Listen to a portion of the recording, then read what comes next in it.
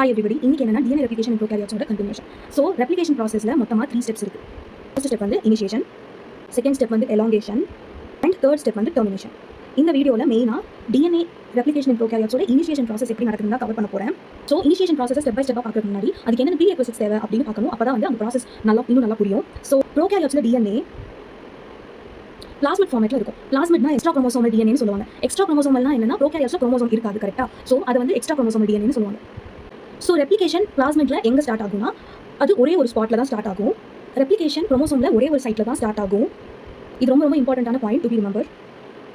அந்த சைட்டோட பேர் ori C, that is origin of replication. another point to remember is ப்ரோகாரியோட்ஸில் ரெப்ளிகேஷன் பை டைரக்ஷனலாக நடக்கும். தட் இஸ் எப்படின்னா ஒரு பிளாஸ்மிட்டில் இந்த சைட் வந்து ஆரிசி சைட். ஸோ ஆரிசி சைட்டில் இருந்து ரெண்டு பக்கமும் ரெப்ளிகேஷன் இனிஷியேட் ஆகும். அதுக்கு பேர் தான் bidirectional form of replication. So next என்னன்னா ஸ்ட்ரக்சர் ஆஃப் ஓய்சி ரீஜியன். இந்த ஓய்சி ரீஜியன் டிஎன்ஏல எப்படி இருக்கும் அப்படின்னு பார்க்கலாம். ஸோ டபுள் ஸ்டாண்டர்ட் டிஎன்ஏல நிறைய நியூக்ளியோடைட்ஸ் வந்து இருக்கும், கரெக்டாக. அதில் ஒரு பர்டிகுலர் செட் ஆஃப் ரிப்பீட்டடாக இருக்க பர்டிகுலர் செட் ஆஃப் நியூக்ளியோடைட்ஸ் வந்து ஒரு ஃபார்மேஷனில் இருக்கும். ஒரு செட் ஆஃப் 13 நியூக்ளியோடைட்ஸ் வந்து ரிப்பீட்டடாக 3 times அட் பர்டிகுலர் டிஸ்டன்ஸ் வந்து டிஎன்ஏல இருக்கும். அதை வந்து 13 mer ரெப்பிட்டேட்டிவ் எலிமெண்ட்ஸ் அப்படின்னு சொல்லுவாங்க. அதுக்கு பக்கத்துலேயே இன்னொரு 9 mer ரெப்பிட்டேட்டிவ் எலிமெண்ட்ஸ் இருக்கும். இந்த 13 mer ரெப்பிட்டேட்டிவ் எலிமெண்ட்ஸை இந்த செட்டை டிஎன்ஏ அன்வைண்டிங் ரீஜியன் சொல்லலாம். அப்படின்னா என்னன்னா டிஎன்ஏ ஃபோர்க் இந்த இடத்துல தான் ஓப்பன் ஆகும்.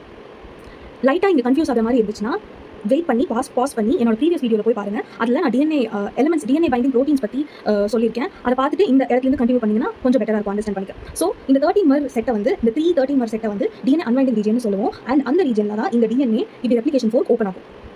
பக்கத்தில் இருக்க 9 mer ரீஜியனை நெகட்டிவ் சூப்பர் காயிலிங் ரீஜியன் சொல்லுவோம். இது எதுக்குன்னா ஸோ டிஎன்ஏ வந்து சூப்பர் ஹெலிக்ஸ் ஸ்ட்ரக்சரில் இருக்கும்.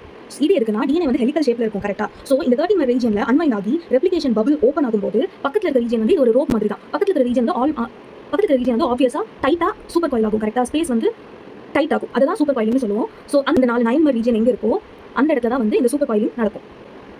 அந்த சூப்பர் காயிலிங் நடக்கிறதுனால டிஎன்ஏ ரொம்ப டைட் ஆகும். எதனாலனா இந்த பார்ட் ஓப்பன் ஆகுறதுனால. இதுக்கு இன்னொரு பேர் இருக்குது, டிஎன்ஏ அசம்பிளி ரீஜியன். டிஎன்ஏ ஞாபகம் இருக்கும்னு நினைக்கிறேன். டிஎன்ஏ வந்து டிஎன்ஏல சூப்பர் காயிலிங் ஆகிற இடத்துல ஃபர்ஸ்ட் ரெப்ளிகேஷனுக்கு டிஎன்ஏ தான் பைண்ட் ஆகும். ஸோ டிஎன்ஏ எதுக்குன்னா டிஎன்ஏ வந்து ஒரு ஏடிபி மாலிகூல். அது வந்து ஏடிபியாக மாற்றி ஃபாஸ்பேட்டை கன்சியூம் பண்ணி எனர்ஜி ப்ரொடியூஸ் பண்ணுது.